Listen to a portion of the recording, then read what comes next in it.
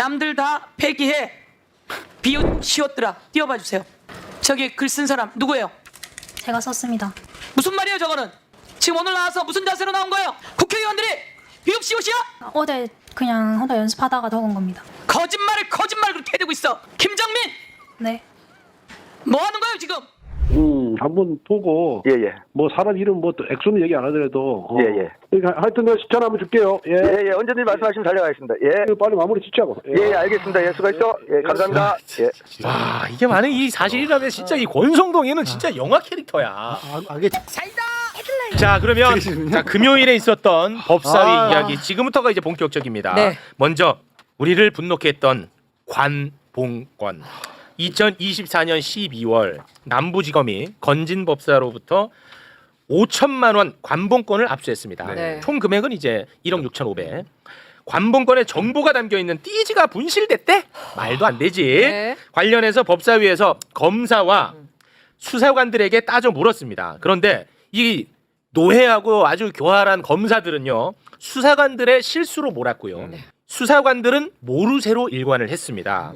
정말 그 국민을 바보로 하는 검사와 수사관의 모습 잠깐 영상으로 보겠습니다. 띠지를 훼손하지 말라는 취지로 전달을 했고 압수물 보관 과정에서 띠지가 훼손되었다는 정도로 보고받았습니다. 그런데 저것을 해체했습니까? 지금 시간이 많이 지나서 저게 띠지가 둘러싸여서 왔는지도 기억이 잘 나지 않습니다. 우리 김정민 수사관이 돈을 샜는지 여부는 기억이 날 것 같아요. 돈을 센 적이 있나요? 눈 돌아가죠. 저는 그냥 기계적으로 일을 했기 때문에 그때 당시가 무슨 일이 있었는지는 정확하게 기억이 나지 않습니다. 근데 야 진짜 검사는 수사관 실수, 수사관은 기억이 나지 않는다. 요렇게 딱 짜고 들어온 것 같아요. 그런데 이거는 절대로 기억이 안 날 수 없는 일입니다. 바보입니까 우리가? 서영교가 있는데? 저 수사관이 바보지요. 아, 진짜 아니, 우리는 안타깝다고. 바보가 아니고 저 수사관은 바보고. 예, 아니면 저길 나오지 말던지. 그렇지. 저기 나와가지고 저 소리를 했으니 대한민국 5천만 국민이 다 받고 다 열받았어. 저 수사관은 거짓말을 하는구나. 눈이 돌아가는구나. 네. 저 사람은 큰일 처벌해야 났어. 되는구나. 아니, 큰일 이렇게 났어. 국민의 여론이 모이게 된 거죠. 네. 아주 잘 나왔어요. 아, 그거. 잘 나왔어. 네. 근데 문제는요. 수사관들의 대답을 미리 누군가가 뭔가 좀 정해준 것 같고 그리고 그것에 맞게끔 메모를 해와서 그대로 와서 읽었습니다. 메모에는요. 국회의원을 향한 비속어까지 적혀 있었습니다. 이거 서영구 앞에서는 박살 나죠. 그렇죠. 그 장면 잠깐 영상으로 보고 옵니다. 남들 다 폐기해. 비웃 시옷들아 띄워봐 주세요. 저기 글 쓴 사람 누구예요? 누구예요? 제가 썼습니다. 무슨 말이에요 저거는? 지금 오늘 나와서 무슨 자세로 나온 거예요? 국회의원들이 비읍 시옷이야? 어제 그냥 혼자 연습하다가 적은 겁니다. 거짓말을 거짓말 그렇게 해대고 있어. 김정민 네. 뭐 하는 거예요 지금? 그러면 스스로 폐기한 거죠? 그렇지. 요거 아주 예리했어. 제가 폐기했는지는 기억나지 않습니다. 야 이거 예리했어. 그러니까. 이거 다 폐기해. 비읍 시옷들아. 오 그래? 그 너가 폐기했구나. 야 요거 그렇죠. 그냥 패고 찔러버렸습니다. 네. 네가 폐기한 거잖아. 그렇죠. 다들 폐기해. 어. 그러니까 우리도 폐기한 거야. 이렇게 뒤가 이어진 거죠. 그렇습니다. 네. 요거는 그냥 꼼짝 말아 들어간 네, 거죠. 꼼짝 말아 들어가고. 예. 네. 난 근데 진짜 기억나지 않습니다. 기억이 나지 않아. 말이 저렇게 되냐고. 기억나지 않은 사람을 수사관으로 뒀으니 이제 검찰은 폐지해야 되는 거죠. 그리고 저 표정도 그렇고 저 메모랑 취합했을 때 저는 진짜 기분 나빴던 게 나오기 전에 얼마나 내일 가서 뭐 거짓말하면 니네가 어떡할 건데 이런 마인드로 그렇죠. 와서 느낌 예, 너무 맞아요. 기분 나쁜 거예요. 맞습니다. 저 생각을 그럼 수사관이 그렇게까지 생각을 하고 국회의원들을 그렇게 보게 된 이유가 뭘까? 그럼 그 얘기는 뒤에서 검사들이 누가 어떻게 국회의원들에 관해서 얘기했기 때문에 그런 것 저렇다라고 같아. 상식적으로 이어질 거 아니에요. 네. 나이도 뭐 그 경력도 그렇게 짧은 그런 수사관이 국회의원들을 비읍시읍으로 볼 만한 발상 자체가 그렇죠. 검찰 내부의 분위기가 어떤가가 저기서 단적으로 드러나는 거예요. 너무너무 중요한 지적입니다. 네. 자, 그런데요. 이 미리 짜맞추기 이거 누가 총 지시를 했을까? 이게 궁금하잖아요. 사전에 모의할 때. 네, 근데 저들은요. 남경민 수사관, 그러니까 여자 수사관 중에 선배. 네. 그리고 남경민 수사관의 남편. 그리고 좀 전에 나왔던 김정민 수사관. 이 세 명이 집에 모여서 이야기를 나누고 작성한 메모라고 주장을 해요. 네. 그런데 검사의 냄새가 진동을 합니다. 남경민 수사관은 압수물 사무 규칙이라는 것을 거론하면서 관봉권이라도 압수물로 들어오면 요걸 뜯어가지고 다 세야 된다. 세지 않으면 안 된다. 세는 게 규정이다. 라는 식으로 이야기를 하거든요. 네. 자, 그 장면 잠깐 영상으로 보겠습니다. 남경민 수사관 그런 얘기를 하든 안 하든 그대로 보관하는 게 맞죠? 아닙니다. 그러면 아니면 어떻게 하죠? 원형 보존 지시가 있다고 해서 현금을 세지 않고 그대로 보존하는 것은 검찰 압수물 사무규칙 4조와 11조를 위반하는 자, 일입니다. 그러면 자, 와, 사무규칙 4조와 11조를 위반하는 겁니다. 해갖고 나는 그래 그럼 세야 되나? 저도 그랬어요. 우리가 그동안 잘못 따랐나 했지. 그런데 남경민 새빨간 거짓말. 검찰 압수물 사무규칙 4조와 11조 보면요 그런 규정이 1절 없습니다. 네. 예, 1절 없어요. 뭐 이거 다 읽을 필요도 없어요. 없어 그런 내용이. 특히 11조를 보면요 네. 돈이 들어오면 오히려 원형 보존 관련해서 지위를 받아야 된다고 써 있어. 그 부분 좀 소개해 주세요. 자, 압수물 사무 담당 직원은 통화나 외국환 그리고 유가증권 압수물에 관해서 자, 요 압수물 수리 명령 확인인을 받을 때 검사로부터 원형 보존의 필요 유무에 관한 지휘를 받아야 하고 만약에 원형 보존이 필요 없다는 내용의 지휘를 받은 때에는 압수표에 그 뜻을 기재해야 한다. 오히려 정반대가 기재되어 있어. 네. 오히려. 저게 어떤 뜻이냐면 돈이 금액이 중요할 때가 있고 그러니까 5천만 원이면 5천만 원인 것만 확인하면 될 때가 있고 그 5천만 원짜리 뭉태기가 중요할 때가 있잖아요. 그렇죠, 맞아. 그러니까 그래서 원형 보존에 관해서 검사가 반드시 야 이거 있는 그대로 남겨야 되는 거라고 지시를 해야 된다는 거고 오히려 그게 원칙이고 그렇지 않을 경우에는 이거는 그냥 X만 맞으면 되는 거니까 이 검사님이 원형 보존 필요 없다고 지시했습니다라고 적어놓으라는 거예요. 그러니까 애초에 사무규칙 자체가 그냥 보존하는 거 손대지 않는 걸 전제로 만들어진 거예요. 좋다. 네.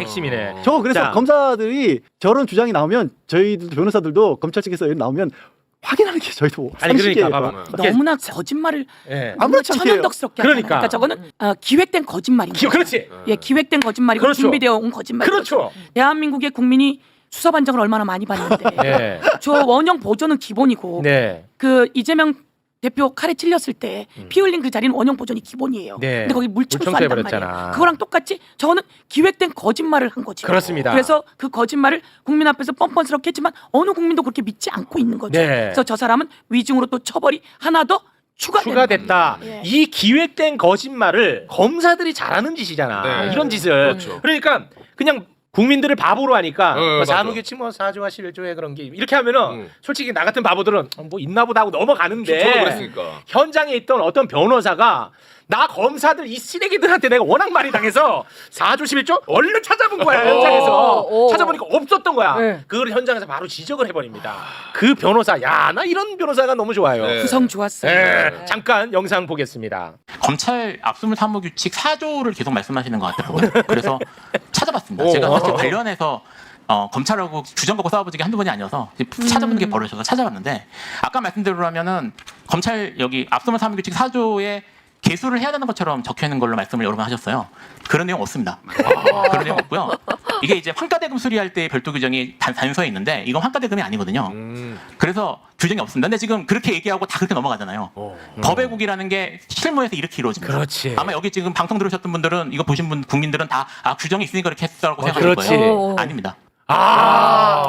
이 검사를 잘하는 사람들은 맞아요. 바로 이런 반응이 나오는 거야. 그래서 저도 저 장면을 보고 내가 그냥 어. 받아들이고 있었던 게 너무 무시받고 조롱받는 느낌이 딱 드는 그렇지. 거예요. 맞아요. 이게 바로 의원님이 말씀하신 기획된 거짓말이다. 이렇게 보는 게 타당하죠. 하지만 정말 충격적이었던 건 저도 어떻게 국회에서 생중계가 되고 있는데 진짜 여기서 눈 하나 깜짝 안 하고 와. 저렇게까지 할까? 그러게 말입니다. 아니 여기서 띄우지만 네. 5천만 원이 10개가 관봉이 쳐져서 비닐에 이렇게 싸져 있는데 그렇습니다. 비닐에 싸져 있는데 이거는 5천만 원 이렇게 되는데 이걸 누가 비닐을 다 뜯어가지고 그 띠지를 뜯어서 함께 누가 그걸 규칙에 적어놓겠어요? 말이 됩니까? 대한민국의 규칙은 바보입니까? 그렇습니다. 그러니까 그 애는 거짓말을 하고 있는 걸 저희들은 다 알고 있는 거죠. 그렇습니다. 예. 그런데 또 변호사께서 이야기해 주시고 오늘 또 규칙으로 더 이야기해 주시니까 네. 확실한 거죠. 끝난 겁니다. 정리하고 꼭 뒤처벌까지 예. 저희들이 해내도록 하겠습니다. 너무 그래야만 합니다. 그렇습니다. 그러지 않으면 또 똑같은 짓을 또 저지르게 되는 거예요. 맞습니다. 저기 수사권 기소권 분리가 저래서 필요한 거예요. 기존에는 저렇게 해도 수사도 검찰이 하고 기소도 검찰이 하는데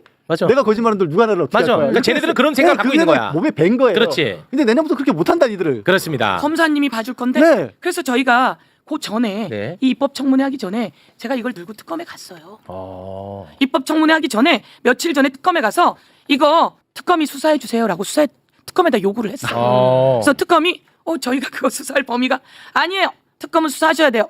특검 김건희 특검법 2조 14항에 공무원들이 이 수사하는 과정에서 조작하고 은폐하는 것이 있으면 이건 수사 대상이다라고 딱 항목에 적혀 있습니다. 그 항목을 누가 만들었겠어요?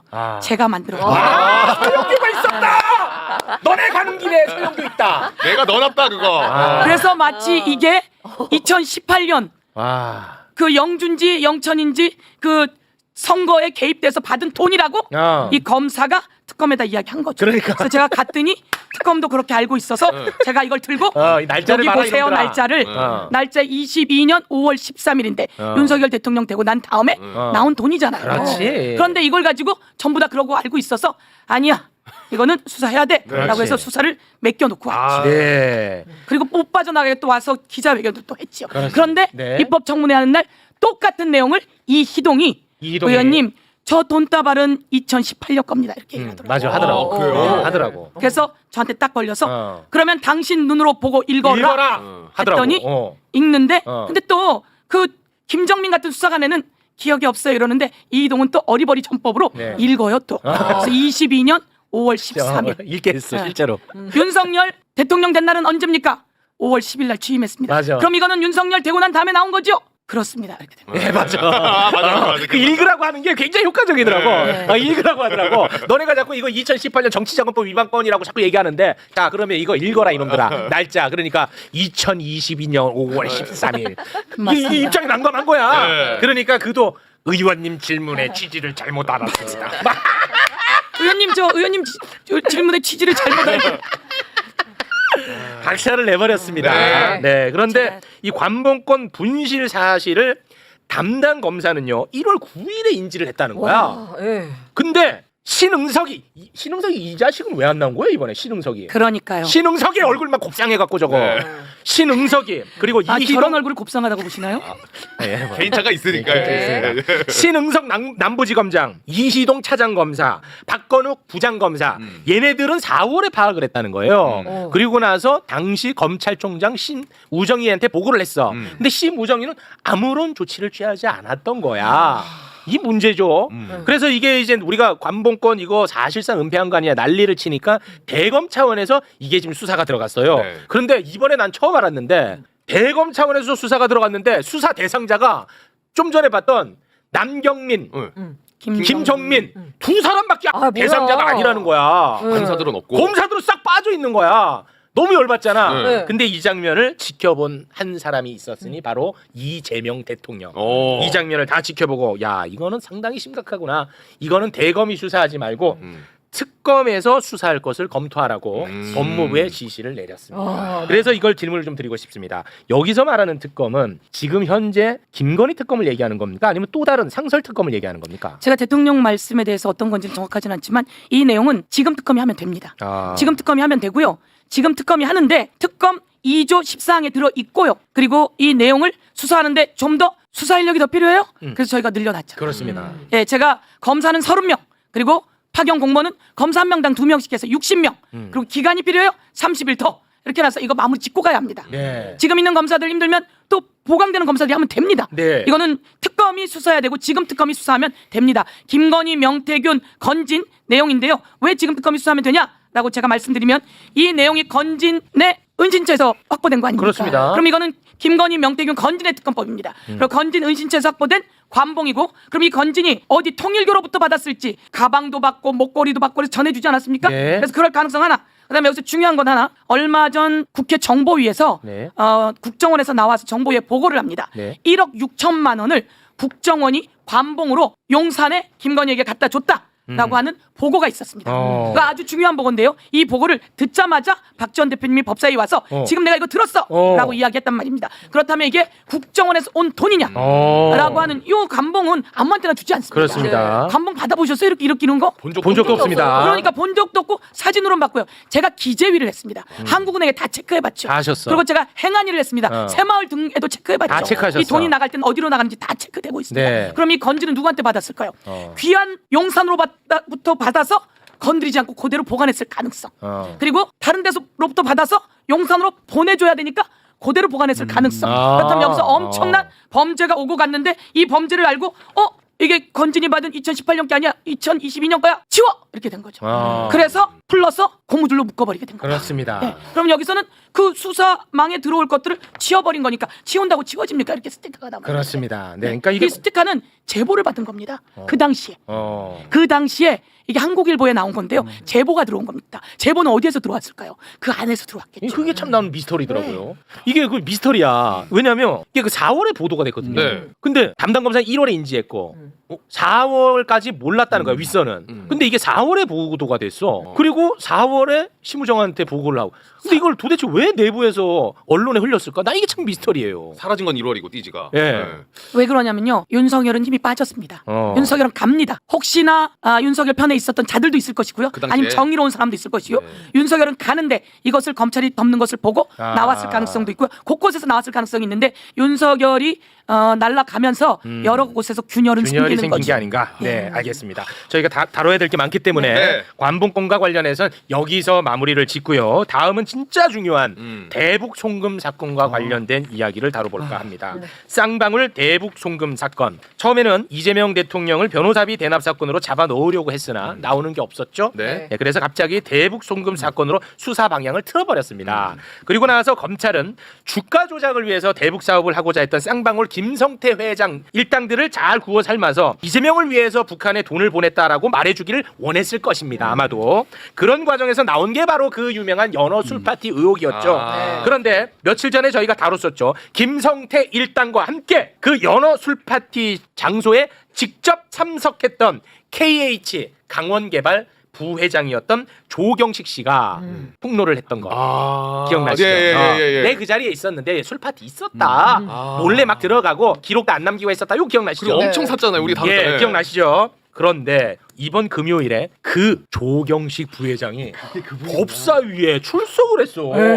출석을 해서 어마어마한 사실을 폭로를 합니다. 그분이 폭로한 주장의 요지만 간단하게 정리를 하면요. 조경식 부회장은 2024년 7월에 롯데호텔에서 권성동이를 만났다. 24년 7월? 2024년 7월에 권성동. 권성동이를 만났다. 네. 권성동이에게 무려 48억 원을 건넸다. 그 자리에서 캄보디아로 도망가 있는 배상윤 회장과 권성동이가 직접 통화를 했다. 권성동은 배상윤이가 귀국을 해서 이재명, 이화영만 제대로 엮어준다면 감경을 시켜주겠다.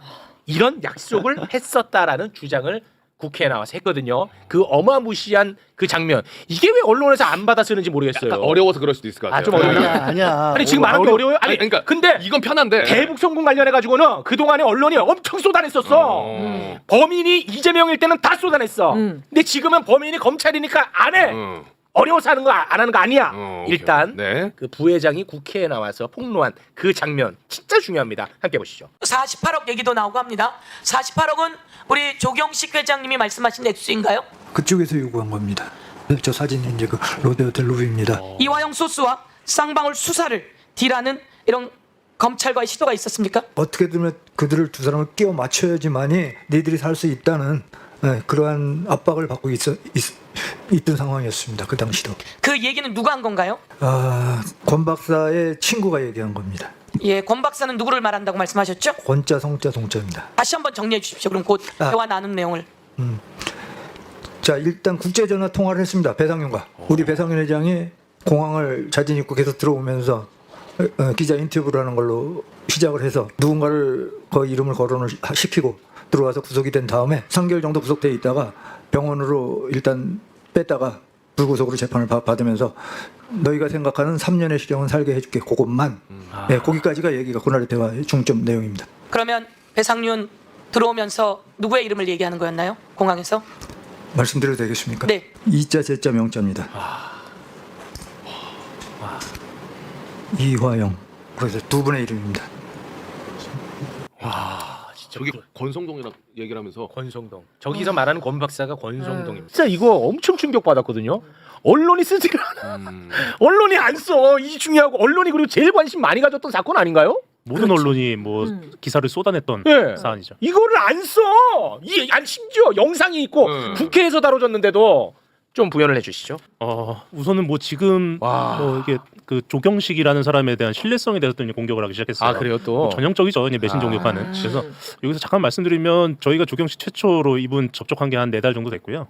4달 동안 팩트 체크하느라고 공개하지 못했던 사안이고 그동안 다 충분히 팩트 체크하고 최종적으로 그 서영교 의원님이랑 협의해서 공개된 사안이다. 그러니까 신뢰할 수 있다. 섣불리 공격하지 마라 이런 말씀 좀 드리고요.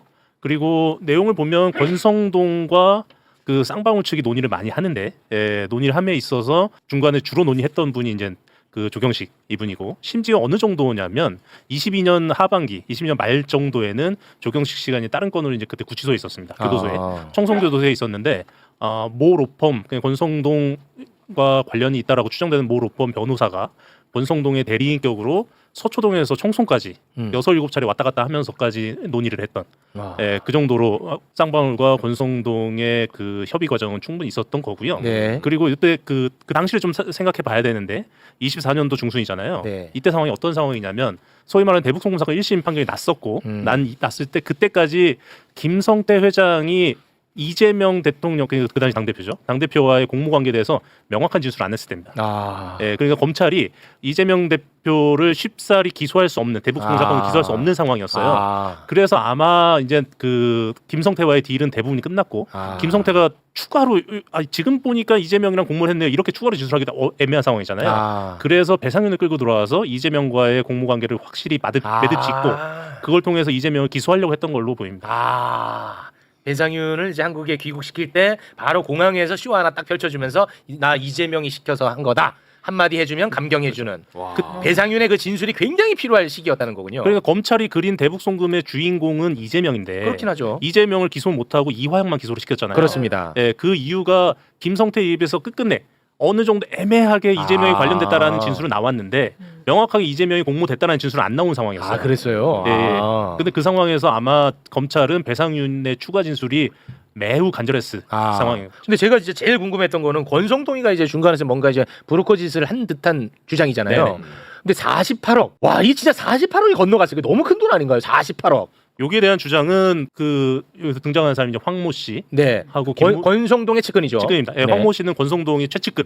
이거 이분은 뭐 인터넷 검색만 해도 쉽사리 나오는 분이고 그 다음에 연예기획사 쪽에서 일하는 김모 씨가 있는데 이 두 분이 등장합니다. 두 분이 등장하면서 그 조경식 부회장과 김모 씨가 황과 권을 통해서 검찰을 대응해야 된다. 그러니까 이화영을 던져주고 대신 이재명을 엮어 넣어야 된다. 이러한 녹취까지 있습니다. 녹취까지 있고 이것도 이미 타 언론사를 통해서 공개된 녹취인데 그 과정 속에서 조경식 씨 얘기는 최초에는 20억을 제안했었다. 권성동에게 20억을 제안했었는데 권성동 최측근이 황이 개입이 되면서 이게 48억까지 올라갔다. 이렇게 얘기합니다. KH 쪽에서는 처음에 20억을 먼저 제안을 했는데 저쪽에서 황모 씨라고 하는 기술자가 들어오면서 이게 48억까지 뻥튀기 됐다. 그렇습니다. 그래서 48억을 줬다. 자, 롯데에서 줬다는 거잖아요. 그죠? 저장소에서. 그걸 딱 찍은 게 있으면 참 좋았을 텐데. 그 사진을 찍은 사람이 그 황모 씨입니다. 그러니까 찍은 사람이 황모 씨가 중간에서 권이랑 조를 그 메이드를 해줬고 그 저거 만날 때 아마 저 장소에 황 씨도 갔었던 게 아닌가 싶어요. 그래서 참 이게 배신이 난무하는 그 드라마긴 하지만 조경식 씨가 아마 하여튼 황이랑 사전 교감이 있었던 것 같은데 황이 그 안에서 롯데호텔 안에서 조와 권이 대화하는 장면 나오면서 그 문 앞에 서 있는 장면 등등까지 다 사진을 찍어놨다라고 하는 거고 돈 주는 장면은 사진은 없는 것 같긴 해요. 그건 뭐 주차장이든지 다른 데서 했을 테니까. 와, 이게 만약 이 사실이라면 진짜 이 권성동이는 진짜 영화 캐릭터야. 악의 축이에요. 악의 축이야. 근데 진짜 저 상황이 정말 기가 막힌 게 지금 권성동 입장에서는 찐윤이고 그야말로 이제 정말 눈엣가시였던 이재명 당시 대표를 완전히 보낼 수 있는 기회인데 그래서 그거까지 기획을 한 건데 그 와중에 또 돈까지 챙긴 거예요. 난 그게 너무 기가 막힌 거예요. 일이야. 자기들한테 좋은 일 해주는데도 불구하고 돈을 또 받아먹는 정말 대단한 놈이야. 이 자식 진짜 사실이라면. 그리고 권성동이 저렇게 돈을 크게 받으면 그 일을 막상 실행해줄 검찰은 그러면 그냥 맨입으로 해줬을까? 어디까지 연결이 돼 있으면 저렇게까지 검찰의 행동을 할 때 보장을 해줬을까? 권성동이 검찰 떠난 지가 언젠데. 이 대단한 놈이야. 이 사실이라면 자기가 가장 원하는 일 이재명을 죽이는 일을 해줘. 그런데 돈도 받아먹어. 돈을 받아. 와, 이씨 진짜. 죄송합니다. 나 생각할수록 이거 진짜 기가 막힌 캐릭터라서 아니 그래요. 이 기가 막힌 일에 권성동의 목소리가 들어있잖아요. 권성동의 목소리에 한 번 보고 사람 이름 액수는 얘기 안 하더라도 사람 이름 액수를 이야기합니다. 네, 맞아요. 조 회장과 이 부회장과 주고받는 전화에 그 얘기가 들어있죠. 그렇습니다. 조 회장은 다 알고 있으니까 나도 뭐 이런 거 어디 가서 떠드는 사람이 아니야. 이건 원래 항상 나오는 수법 아, 아닙니까? 예, 맞습니다. 이거 우리 둘만 하는 얘기야. 그렇습니다. 나 어디 가서 하는 얘기 하는 사람 아니야. 네. 하여튼 더 시찰하고 줄게요. 빨리 마무리 짓자고 이렇게 얘기합니다. 그리고 중간에 와. 진술할 용의가 있다 그러더라고. 수사에 협조하면 저희들도 도와줘야지. 그런 취지야. 저희들도가 누구예요? 검찰이 되겠죠. 이런 내용은 녹취로 있습니다. 지금 제가 이렇게 읽게 되는데 네, 저희도 이거 한번 틀은 바 있습니다. 네. 녹취로 있어서 아니 많은 분들은 자꾸 잊어버려요. 아, 맞아. 왜냐하면 조경식이 누구야? 그렇게 되면 저처럼 공부해도 또 잊을 수 헷갈려. 있죠. 네. 그럴 때마다 한 번씩 더 얘기해줘야 돼요. 그렇습니다. 녹취가 있는 거죠. 네. 녹취가 있고 목소리가 있고. 그렇습니다. 그리고 이제 아까 뭐 말씀하실 때 저와 상의 뭐 이런 얘기하셨는데 저랑은 한 적이 없잖아요. 저는 이걸 보고 제가 추적을 한 거죠. 그렇죠. 믿을만한가? 그렇지. 그래서 몇 가지를 알아본 확인한 것이고 거죠, 확인을 한 거고. 어. 그 다음에 제가 이제 그 법사위에서 저희가 저렇게 묻고 상황이 가능하게 된 건 뭐냐면요. 보통 법사위는 7분입니다. 법안 소위는 시간의 제한이 거의 없어요. 그래서 두고 여유 있게 불렀고 말할 수 있는 시간을 줬고 그래서 저분들이 이야기를 할 수 있는 저 권성동 녹취 준비됐다고 합니다. 네. 우리 이제 의원님이 너무 속 터지하시니까 네. 예전에 저희가 한번 틀은 바 있습니다만 다시 또 기억을 되살리는 차원에서 권성동의 목소리 한번 그런 목소리 함께 들어보시죠. 그런데 여하튼 지난번에 내가 얘기했던 걸 내가 뭐 이름은 얘기 안 하고 네네. 구체적으로 뭐 몇 명도 얘기 안 했어. 예예. 얘기 안 하고 하여튼 뭐 그런 걸 진술할 요의가 있다 그러더라고요. 그럼 뭐 수사 협조하면 뭐 저희들도 도와줘야지 그런 취지야. 아이고 감사합니다. 예. 그러니까 조 회장하고 나하고 한번 좀 보죠 뭐 그러면. 예, 언제든지 말씀하시죠. 달려가겠습니다. 한번 보고 예예. 뭐 사람 이름 뭐 액수는 얘기 안 하더라도 예예. 조 회장 다 알고 있으니까 나도 뭐 이런 거 어디 가서 떠드는 사람이 아니야. 아니 많은. 이거 알고 있습니다. 예. 뭐 이거 갖고 내가 떠들고 할 필요는 없고. 예. 그러니까 하여튼 내가 시간 한번 줄게요. 예, 언제든지 말씀하시면 달려가겠습니다. 예. 빨리 마무리 짓자고. 예, 알겠습니다. 예, 수고했어. 예, 감사합니다. 예. 요게 이제 2024년 7월 8일이에요. 7월 8일. 그리고 나서 롯데호텔에서 만나는 거예요. 아까 사진이 그러면 7월 24일. 마무리 짓자고 24일에 만나서 배상윤이 그 캄보디아에 도망가 있는 사람이랑 통화하면서 마무리를 지은 거야. 와. 야, 그냥 오면 돼, 이 자스가. 그래서 거기서 이재명 얘기하면 끝나. 너는 그냥 3년만 살면 돼. 이거 이렇게 그림이 되는 겁니다. 예. 그리고 돈 받고.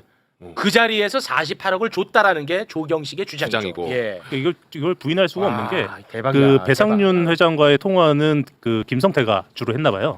그래서 그 권성동을 만나는 그날 그 자리 그 약속이 잡힌 날 조경식이 그 김성태한테 몇 시에 권성동 만날 거니까 배상윤 회장과 내 전화기로 전화 통화 해주세요. 그럼 내가 바꿔줄게요. 이 문자 메시지도 있습니다. 그 문자 메시지가 있잖아요. 네. 김성태와 조경식이 주고받은 권 만나면 배하고 통화시켜. 빨리 나한테 얘기해. 그렇습니다. 이런 문자가 네. 있습니다. 예. 자, 저희가 저도 또 그거 다 보고 부른 겁니다. 그러니까요. 갈 길이 멀기 때문에 네. 대북 송금 이 이름도 아닌데 대북 송금 사건도 아니죠. 아닌데 진짜 하도 이게 익숙해지니까 이것도 열받아. 아무튼 이 건과 관련해서는 여기서 마무리 짓겠습니다. 그리고 법사위에서 또 어마어마한 일이 또 있었어요. 네. 또? 이게 진짜입니다. 네. 진짜백이 또 있습니다. 진짜백이 뭐냐? 마약 수사 무마 의혹. 우리가 진짜 관심 많이 갖는 거잖아. 수사관. 마약 수사 무마 의혹. 백혜룡 경정이 시가 2,200억 원에 달하는 74kg의 마약을 적발했는데 수사가 무마되고 백혜룡 경정은 좌천이 된 사건입니다.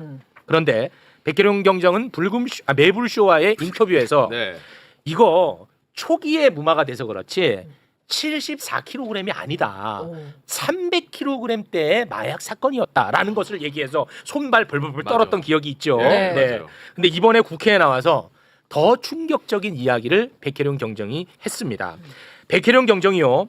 심우정의 인천지검이 마약 사건을 덮었는데 그것을 백혜룡이 접근하려고 하자 당시 법무부 장관이었던 한동훈이가 백혜룡의 수사를 도왔던 남부지검의 특수부를 없앴다! 라는 주장을 했습니다. 그러니 이게 뭐 얼마나 큰 사건이야. 그렇죠. 막 어마어마하게 커집니다. 그 장면 영상으로 보고 오겠습니다. 인천세관 연루 사실이 드러나자마자 언론에 보도되자마자 한동훈과 이원석이 남부지검 특수부 형사 6부를 폭파해 버렸다. 이 내용은 무슨 내용입니까? 백혜룡 수사팀이 수사하기 전에 6개월 전 얘기입니다. 이건 제가 처음에는 몰랐죠. 백혜룡 수사팀이 수사를 했던 것은 청주와 대전 사이에 공장에서 75kg가 올라왔고 그걸 수사하다가 나무도마 수사까지 겸해서 했는데 그때 유통된 양이 130kg 좀 넘었거든요. 근데 축소해서 얘기를 한 거죠. 국민들이 너무 놀랄까봐 이런 일이 대한민국 국내에 있었던 적이 없어서 너무 놀랄까봐 축소해서 브리핑을 한 것이죠. 근데 그게 제가 심우정의 사건을 검찰이 인천공항으로 들어온 사건을 덮었다는 사실을 두 번 제가 확인을 하고 그걸 드러내려는 그 순간에 한동훈과 이원석이 백혜룡 수사팀을 도와줬던 남부지검 특수부를 폭파시켜버리고 영장을 막아서게 된 겁니다. 이게 영장 청구권을 남용한 대표적인 사례입니다. 우리는 백혜룡 수사에 대해서만 우리가 알고 있었잖아요. 그런데 백혜룡 수사가 있기 6개월 전에 이미 당시 인천지검이었던 심우정 인천지검장이 사건을 덮었다는 거야. 그래서 본인이 이제 초반에 수사를 하다 보니까 어쩔 수 없이 그쪽으로 가더래. 가려고 딱 하는 순간 한동훈의 법무부 장관이 그 수사를 도왔던 남부지검 특수부를 그냥 없애버렸다는 주장입니다. 이 어마어마한 이야기입니다. 미치겠습니다. 자, 그런데 백혜룡이 지목한 마약 수사 무마 의혹의 주요 인물들만 잠깐 좀 살펴볼까요? 자, 당시에 이제 한동훈 법무장관, 이원석 검찰총장, 심우정 인천지검장, 송경호 중앙지검장. 네, 이렇게 이제 주요 인물로 지목을 하고 있는 그런 상황인데 이렇게 이해할 수 없는 일이 발생한 이유를 우리가 도무지 알 길이 없잖아요. 왜냐? 윤석열, 한동훈은 마약과의 전쟁을 선포했던 인간들입니다. 그런데 어떻게 수사를 이렇게 열심히 하고 잘하고 성과를 냈는데 이거를 무마하려고 했다? 이상하잖아. 앞뒤가 아예 안 맞아. 너무 안 맞아. 너무 안 맞잖아. 이것과 관련해서 백혜룡 경정이 또 무서운 주장을 해요. 이거는 다 윤석열, 김건희 부부가 계엄에 필요한 비용을 마련하려고 했던 것 아니었을까? 라는 의혹 제기를 합니다. 그 장면도 영상으로 보겠습니다. 대통령 내외가 마약 수입을 했다, 마약 독점 사업을 했다. 지금 어떻습니까? 내란을 경험하고 나니 있을 수 있다는 생각이 들지 않습니까? 자, 내란을 하려면 내란을 수행하는 운영 자금이 합법적으로 마련될 수 있겠습니까? 대한민국에는 5만 원권이 지하에 엄청나게 숨어 있습니다. 그 5만 원권을 모을 수 있는 게 바로 대한민국에서는 필로폰입니다. 이 사실은 특수부 검사들, 강력부 검사들, 거기서 나와서 변호 활동하는 마약 사건의 변호 활동하는 변호인들은 누구나 상식적으로 알고 있는 내용입니다. 최고 권력자가 5조 원을 국세에서 빼는 것은 쉽습니다. 그러나 그것의 10분의 1을 5천억을 현금으로 만드는 것은 불가능합니다. 그러나 그걸 가능하게 하는 게 있습니다. 그게 마약입니다. 내란의 운영 준비 자금으로 이 마약 독점 사업을 했다고 확신하고 있는 사람이고요. 게다가 나아가서 만약에 국민의힘에서 4.10 총선에서 어느 정도 의석수만 확보했다면 이 마약으로도 1차 계엄이 가능했을 거라고 저는 그렇게 판단하고 있습니다. 만약에 예전에 이 얘기를 들었으면 백혜룡 정말 이상한 사람이야 이렇게 생각을 했을 텐데 맞아요. 지금은 뭔가 자꾸 수긍이 됩니다. 자, 시간이 없는 관계로 우리 JYP 박진영 교수님, 우리 서영교 의원님 자유롭게 말씀 부탁드립니다. 와, 나 이거 무섭네. 네, 안녕하세요. 박진영입니다. 뭐 현재까지는 백혜룡 경정의 이제 뭐 개인적인 주장입니다만은 이게 수사를 해봐야 되겠죠. 백혜룡 경정도 지금 수사팀에 합류한 걸로 알고 있거든요. 만약에 이게 참 기가 찹니다만 사실이라면 뭐 중남미 그 마약 카르텔 국가에서 마약 카르텔들이 국가를 좌지우지했다라는 뭐 그런 느낌이 드는 이야기인데요. 모르겠습니다. 이게 좀 어떻게 말을 할 수가 없네요. 이게 워낙 그 어지러워요. 네, 황당한 사건이. 아니 근데 마약과의 전쟁을 선포한 정권에서 왜 막냐고. 그렇죠. 저희가 이제 질의는 끝났고요. 근데 꼭 백혜룡 경정에게 나와서 이야기할 기회를 주고 싶었습니다. 그래서 마지막에 백혜룡 경정에게 질의를 한 번 더 하겠다라고 했습니다. 사실은 저렇게 제가 계속 나오는데 질의 제가 계속하는 건 좀 미안한 일이에요. 골고루 해야 되기 때문에. 근데 일부러 서영교 것만 뽑은 게 아니에요. 저기 이제 소위니까 좀 길게 하자라고 저희가 이야기된 거고요. 그런데 제가 이제 백혜룡 경정의 이야기를 듣고 사실은 그 전부터 우리 윤건영 의원이 얘기했었잖아요. 아주 초기에. 근데 제가 기재위를 할 때 마약 검색대 예산을 보내준 사람입니다. 인천지검에서 인천세관에서 마약 검색대가 필요하다 그래서 마약 검색대 예산도 보내줬어요. 좀 더 놔야 빨리빨리 점검하고 가는데 근데 신기한 건 그 마약 검색대 를 통과하지 않았다고 할 때부터 제가 기재부의 마약 관련 그 세관 관련한 사람들을 불러서 질의도 했었거든요. 어떻게 당신들은 여기를 지나가지 않게 할 수가 있느냐? 이 사람들을 몸에다 칭칭 감은 거 검색대 보면 나오잖아요. 그렇습니다. 나오니까 나오지 않게 하려면 밖으로 나가야지 되는 거 하나. 그리고 그것만으로 몇 킬로 안 됩니다. 그러면서 이 사람들이 하는 말이 의원님 화물로 오는 건 다 잡습니다 이러는 거예요. 근데 나중에 보니까 백혜룡 검정 말이 도마에 옵니다. 도마를 파서 거기다 마약을 넣어갖고 오거든요. 화물로 오는 이 도마로 오는 거 잡지를 또 못해요. 잡은 것들도 또 다 무마시켜버리고 이게 뭐가 있다라고 해서 저희도 계속 추적해왔고 그리고 제가 요즘에 나가는 과정 속에서는 제보가 들어오는 것으로는 저수지가 있다는 겁니다. 저수지. 김건희의 저수지가 있다는 겁니다. 그러니까 김예성도 있었고 뭐 여러 개가 있지 않습니까? 근데 그 저수지가 있고 김예성도 집사인데 처음에는 특검이 김예성을 잡아 오려고 하지만 법원이 기각합니다. 기각하면서 이거는 특검의 범위가 아니다라고 돼 있어요. 그래서 제가 기자회견합니다. 이거 16항에 특검의 범위로 돼 있어요. 네. 이거 수사하다가 인지된 사건 전부 다 수사할 수 있게 돼 있어요. 네. 그래서 다시 발부하고 구속시키게 되는데요. 과정 속에서 여러 가지가 흔들리는 게 많으니까 저희들이 계속 추적해야 합니다. 그러면서 저수지도 있고 그다음에 마약 이야기는 말씀처럼 마약과의 전쟁을 일으키고 네. 그런데 이태원에서 전쟁을 일으키러 나갔는데 마약은 한 명도 못 잡지 않습니까? 그런 과정부터 전체를 한번 훑어봐 나가는 과정이 필요하다. 네. 예. 근데 이렇게 이상한 일을 정권이 바뀌고도 심우정의 대검이 이거를 갑자기 수사하겠다고 수사팀을 꾸렸던 것. 그것도 아주 고약한 짓으로 저는 생각하고 있습니다, 의원님. 맞습니다. 네. 제가 얼마 전에 제보 받은 거에 의하면 아주 중요한 자리에 김건희가 전화를 해서 네. 부탁을 합니다. 인사 이거 맡아달라. 그런데 그걸 딱 깨고 보니까 심우정은 김건희가 전화했을 가능성이 높겠구나. 심우정의 친구가 김건희의 오빠입니다. 그 고등학교 동창입니다. 그 학교가 어디죠? 그 고등학교 동창입니다. 김진우랑 심우정이요? 그렇죠. 그래서 심우정이 동창이고 우리가 너 동창이지. 그래서 너 여기 오게 된 거지.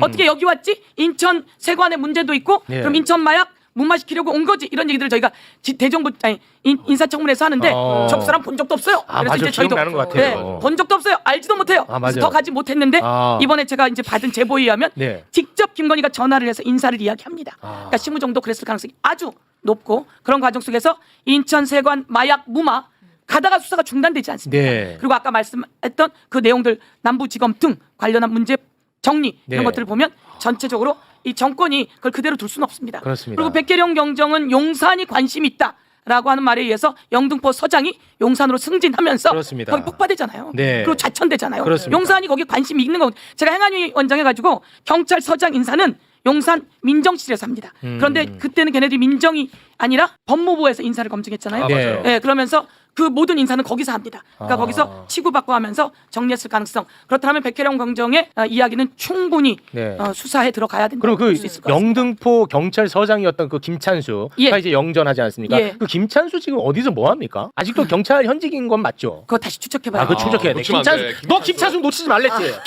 내 이거만 해. 또 놓쳤잖아. 김찬수 놓치지 말라니까. 네, 오늘 김찬수. 이 자리에서 김찬수 정리해야 되네요. 네, 김찬수. 를 지금 다 네. 놓치고 있다니까. 김찬수, 우리는 기억한다. 네, 김찬수. 김찬수가 있었고요. 조병노가 있습니다. 조병노 있습니다. 조병노가 있고 조병노의 인사 청탁을 했던 관계자가 있고 그 관계자가 이종호랑 그 그렇습니다. 네. 삼부 모임을 같이 했던 사람입니다. 네, 알겠습니다. 용산과 연결이 안 돼 있을 수가 없죠. 그렇습니다. 김건희 용산이요. 맞습니다. 김찬수 영등포 서장인 것 같은데 지금 아닌가? 서장하다가 네, 거기 갔다가 이제 대통령실로 갑니다. 갔다가 그 이후에 네가 놓친 상태야. 대통령실 그래서 안 행정관. 그래, 거봐.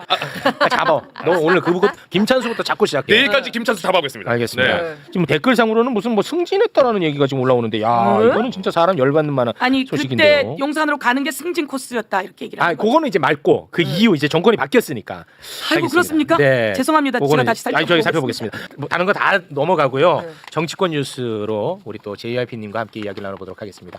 우린 또 할 건 해야 돼요. 아, 예, 빨리 예, 해야 돼요. 네, 네. 대신에 지금 고관대자가 와 있어서 좀 예, 부담스럽다 예, 이거죠. 예. 네. 하긴 해야 되니까요. 네. 먼저 조국 혁신당 이야기를 또 하지 않을 수가 없습니다. 강미정 대변인의 성비 폭로 기자회견 이후 조국 혁신당은 아주 큰 위기로 빠져들고 있습니다. 당 지도부가 이제 전원 사퇴하는 일이 발생을 했는데요. 관련해서 어떤 생각 갖고 계신지. 이게 호미로 막을 걸 가래로 막게 된 상황인데 막을 수나 있을지도 사실 걱정입니다. 네. 지금 비대위원회를 만들어야 되는데 지금 비대위원장 누가 하려고 할까요? 제가 보기에는 이거 맡으려고 하는 사람이 없을 것 같아요. 네. 그러면은 조국 대표가 바로 그러면은 들어오느냐? 네. 그럼 조국 대표가 바로 사면되자마자 최대 정치적 위기에 이 뭐라고 합니까? 벼랑 끝에 올라가는 상황이 되는 겁니다. 네. 그러다 보니까 이게 아마 그 조국 혁신당에서 어떤 결정을 지금 제대로 못하는 상황이 만들어졌다. 네. 라고 이렇게 보는데요. 원인은 그겁니다. 빨리 결단하지 못한 거였어요. 그 정청래 대표가 바로 사과하고 그 다음에 윤리위원회 개최하고 하는 그 속도감을 보고 조국 혁신당은 우리 왜 저렇게 못했을까라고 아마 그런 생각이 들 겁니다. 방금 말씀하신 이제 민주당 문제는 2차 가해 논란이 있었던 그렇죠, 네네. 최강욱 의원, 민주당 교육연구원장에서 이제 사임을 한 부분에 대한 그렇죠, 말씀을 그렇죠. 하신 그리고 겁니다. 바로 당 차원에서 정청래 대표가 사과를 했습니다. 네, 맞아요. 예, 이렇게 했으면 끝날 수 있는 진상 상황인데. 규명 바로 지시하고. 그렇죠, 그렇죠. 네. 예, 그리고 결국은 이거 자, 아닙니까? 그럼 제가 질문하겠습니다. 네네. 그럼 조국 혁신당에서는 왜 그렇게 좀 빨리 대응을 못했을 거라고 보십니까? 그게 굉장히 중요한 포인트 아닐까요? 참 이런 표현 쓰기 그런데 네. 당이 아닌 거죠. 그러니까 운영이 좀 제대로 안 됐다. 당적 시스템이라든가 제도 이런 것이 제대로 만들어지지 않았고요. 그다음에 두 번째는 솔직히 말씀드리자면은 네네. 조국 대표의 당이잖아요. 그죠? 그렇죠. 예, 이념과 노선 또는 뭐 하다못해 지역 기반에 의한 정당이라기보다는 네. 조국 대표의 정당이다 보니까 조국 대표가 감옥 가서 없는 상황이기 때문에 주요 결정을 못하는 상황. 그리고 조국 대표의 저기 인적 관계에 의해서 만들어진 구성원들이 모든 것들을 그 좌지우지하는 상황. 여기에서 이 뭐라고 해야 됩니까? 건강한 시스템이 아니라 사적인 인간관계의 영역들을 단칼에 쳐내는 그런 냉철함이 부족한 시스템이 갖춰져 있었던 만들어져 있었던 거죠, 그 당이. 네. 네. 아, 그럼 말씀대로 조금 뭐 과격하게 표현해서 1인 절대 권력자의 정당이다. 뭐 예를 들어 그렇다고 하면은 출소하고 나서 가장 먼저 더 빨리 더 책임감을 갖고 강미정 대변인 등을 만났으면 이렇게까지 일이 커지진 않았을 것 같다는 생각이 드는데 그건 어떻게 보십니까? SNS 활동하고 뭐 바쁘셨던 모양이에요. 참 이렇게밖에 말씀을 드리기가 어렵네요. 이게 중요 순위라든가 또는 위기의 요인이라고 인식을 못했던 것 같아요. 제가 보기에는. 그럴 수 있나요? 왜냐하면 이게 이 사건이 제법 오래된 거거든요. 예, 알고 있습니다. 네. 오래되면서 이게 그 문제가 수면 위로 올라온 게 올 4월이지 네네. 사건 자체는 작년 사건입니다. 소문이 다 나 있던 이야기들이죠. 네. 그리고 뭐 저도 뭐 그 이야기를 들었을 때 대충 무마된 모양이구나, 해결된 모양이구나 이렇게 알고 있었어요. 근데 아마 제가 보기에는 조국 대표의 이 출소와 맞물려서 시점을 이렇게 이슈화시키는 시점을 잡은 것 같아요. 네. 알겠습니다. 이게 아마 제가 보기에는 당의 존립을 위협하는 아주 큰 이슈가 된 것 같고 해결하기 쉽지 않을 것 같아요. 해결하기 쉽지 않을 것이다. 네, 알겠습니다. 자, 그리고 오늘 그 이재명 대통령 그리고 민주당의 정청래 대표, 국민의힘의 장동혁 대표가 오늘 악수하고 오찬을 가진 것으로 알고 있는데 네. 그 내용에 대해서는 제가 아는 바 없는데 야, 이 사진은 저도 지금 처음 보는데요. 이게 또 가능하네요. 이게 가능해. 정치니까요. 저 정청래는 진짜 정청래가 아닙니다. 아니 또 그런 말 하지. 아니 이거 몰랐네요. 하지 마요. 국가 의전을 진행하기 위해서 안 돼, 그런 말 국가 의전을 진행하기 위해서 네. 그리고 또 국민들에게 어쨌든 간에 그 극단적인 그 갈등은 모면하겠다는 의미에서 네. 어쩔 수 없이 악수하신 거죠. 근데 저도 영상을 봤는데 이재명 대통령이 손을 꽉 잡고 안 넣으시더라고요. 대통령이 그 이제 그런 그 뭐라고 합니까 화해의 그 제스처를 취하니까 네. 이제 당 대표가 따라갈 수 없겠죠. 이해가 됩니다. 네. 근데 뭐 어찌 됐던 간에 정부 여당 입장에서는 이런 그림이 나쁘진 않죠. 그렇죠. 저는 여기에서 조금 분리했으면 좋겠어요. 정부의 입장과 당의 입장은 좀 차이가 있을 수 있다라고 보는 게요. 지금 대통령은 행정부의 수반으로서 미국을 갔다 온 외교 행위를 국회를 대표하는 여야 정당에게 설명하는 자리입니다. 네. 그런 부분에 있어서 여야 대표는 정당이지만 또 국회 영역에서 참여해서 그 이야기를 듣고 대통령과 행정부의 수반으로서 또 본인이 질문할 걸 질문하고 또는 뭐 반대 의견을 피력할 걸 피력하는 거고 네. 이런 부분인 거고요. 정청래 대표가 이야기하는 내란의 문제라든가 이런 부분들은 여야의 문제에서 또 끊임없이 또 투쟁을 할 수밖에 없는 겁니다. 그거는 뭐 당연하죠. 네. 그리고 그 장동혁이 저기 있어서 제가 이것도 한번 여쭤보고 싶은데 장동혁이 이 공산당 시스템을 워낙 또 좋아하나 봐. 네. 왜요? 국민의힘 당원 중에 방송 나가는 패널들 많잖아요. 네. 그 패널 인증제를 실시하겠답니다. 그게 뭐예요? 패널 인증제가? 그러니까 식약처에서 인증하듯이 해썹 인증처럼. 이거 썩었다 안 썩었다를 인증하나 봐요. 이거 뭡니까 이거 어떻게 봐야 돼요? 제가 보기에는 헌법 8조 2항 정당은 민주적으로 운영돼야 된다라는 헌법 정신에 위반되는 행동을 하고 있는 겁니다. 위원 정당의 대표다운 행동이다라는 생각이 들고 그쪽이 언론의 자유를 침해하는 것 아니겠습니까? 네. 당내에서 아무도 입 닫고 말하지 마라. 그런 뜻 아니겠습니까? 히틀러 되겠다는 뜻으로 보이네요. 야, 이거 너무 놀래도 너무 놀랬어요. 예, 패널 인증제도. 뭐지? 이거 패널 우리는 인증제. 웃으면서 이야기하지만 이거 인권 침해입니다. 네. 중요한 국민의 그 언론의 자유라든가 정치 사상의 자유라는 기본권 침해입니다. 이거. 그렇죠. 네, 알겠습니다. 근데 사실 오늘 저는 교수님 모시고 그 정부 조직법 네네. 관련해 가지고 진짜 많이 얘기 듣고 싶어서 모셨거든요. 근데 그 얘기는 지금 하나도 못 듣게 생겼어요. 네, 알겠습니다. 보관되자고 하겠습니다. 네, 알겠습니다. 예, 예. 감사합니다. 네, 알겠습니다. 자, 그러면 세 분과는 여기서 인사를 나누도록 하겠습니다. 함께해 주신 세 분 대단히 고맙습니다. 감사합니다.